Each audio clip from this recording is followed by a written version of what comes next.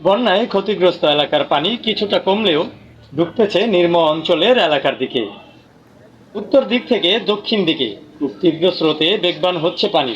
সংকট যেন বেড়েই চলছে মিরসরাইতে। এক এক দিন এক এক জায়গায় পানি ঢুকে প্লাবিত হচ্ছে হঠাৎ করেই।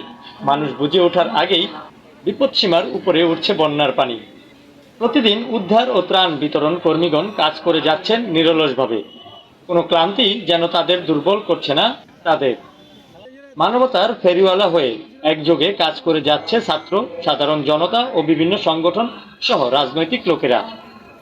চট্টগ্রামের মিরসরাইয়ে আবুরহাট